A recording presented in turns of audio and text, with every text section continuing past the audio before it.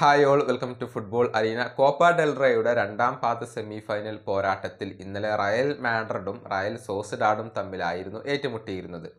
ആദ്യ പാദത്തിലെ റിസൾട്ട് നമുക്കെല്ലാവർക്കും അറിയാം. ഏകപക്ഷീയമായ ഒരു ഗോളിന് റയൽ സോസിഡാഡിനെ പരാജയപ്പെടുത്താൻ റയലിന് കഴിഞ്ഞിരുന്നു. എൻട്രിക്കായിരുന്നു ആ ഗോൾ നേടിയിരുന്നത്. പക്ഷേ ആദ്യ പാദത്തിൽ നിന്നും തികച്ചും വ്യത്യസ്തമായിരുന്നു ഇന്നലത്തെ രണ്ടാം പാദം. ഗോൾ മഴ പെയ്ത ഒരു മത്സരമാണ് നമുക്ക് കാണാൻ കഴിഞ്ഞിട്ടുള്ളത്. ആകെ 8 ഗോളുകളാണ് ഇന്നലത്തെ മത്സരത്തിൽ പിറന്നിട്ടുള്ളത്. അഗ്രിഗേറ്റിൽ 4-നെതിരെ 5 ഗോളുകൾക്ക് സോസിഡാഡിനെ പരാജയപ്പെടുത്തിക്കൊണ്ട് ഫൈനൽ പ്രവേശനം സാധ്യമാക്കാൻ റയൽ മാഡ്രിഡിന് ഇപ്പോൾ കഴിഞ്ഞിട്ടുണ്ട്. മത്സരത്തിന്റെ 16-ാമത്തെ മിനിറ്റിൽ തന്നെ ആൻഡറിലൂടെ റയൽ സോസിഡാഡ് മുന്നിൽ എത്തുകയായിരുന്നു.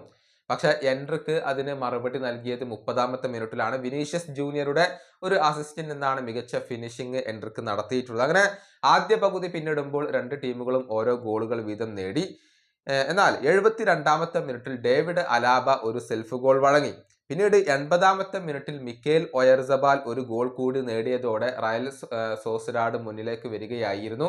റയൽ മാഡ്രിഡ് ഒരൽപ്പം പ്രതിരോധത്തിലായി, പക്ഷേ വിട്ടു നൽകാൻ അവർ ഒരുക്കമായിരുന്നില്ല. 82-ാമത്തെ മിനിറ്റിൽ വിനീഷ്യസ് ജൂനിയറുടെ അസിസ്റ്റിൽ നിന്നും ജൂഡ് ബെല്ലിംഗ്ഹാം ഒരു ഗോൾ കണ്ടെത്തി. പിന്നീട് 86-ാമത്തെ മിനിറ്റിൽ ചുവാമനിയുടെ ഒരു ഹെഡർ ഗോൾ പിറന്നു.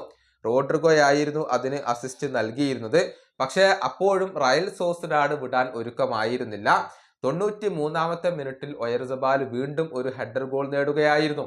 ഇതോടെ കാര്യങ്ങൾ സമനിലയിൽ കലാശിക്കുകയാണ് ചെയ്തിട്ടുള്ളത്. അഗ്രിഗേറ്റിൽ രണ്ട് ടീമുകളും 4-4 എന്ന നിലയിൽ നിൽക്കുകയായിരുന്നു. ഈ മത്സരത്തിൽ 4-3 റയൽ പിറകിൽ നിൽക്കുകയായിരുന്നു. അങ്ങനെ അധിക സമയത്തേക്ക് മത്സരം നീങ്ങി. 115-ാമത്തെ മിനിറ്റിലാണ് അന്റോണിയോ റൂഡിഗറുടെ ഒരു ഹെഡർ ഗോൾ വരുന്നത്. ആർദ ഗുലറിന്റെ അസിസ്റ്റിൽ നിന്നാണ് റൂഡിഗർ ഹെഡർ ഗോൾ നേടിയത്. ഇതോടുകൂടി അഗ്രിഗേറ്റിൽ റയൽ മാഡ്രിഡ് മുന്നിലെത്തി എന്നുള്ളതാണ്. അങ്ങനെയാണ് സോസിഡാഡിനെ ഇപ്പോൾ പരാജയപ്പെടുത്തിക്കൊണ്ട് ഫൈനൽ പ്രവേശനം സാധ്യമാക്കാൻ റയലിന് കഴിഞ്ഞിട്ടുള്ളത്. വിജയപരാജയ സാധ്യതകൾ മാറി മറിഞ്ഞ ഒരു മത്സരം കൂടിയായിരുന്നു ഇത്. ഏതായാലും ഇനി നടക്കുന്ന മറ്റൊരു സെമി ഫൈനൽ മത്സരത്തിൽ ബാഴ്സയും അത്ലറ്റിക്കോ മാഡ്രിഡും തമ്മിലാണ് ഏറ്റുമുട്ടുക.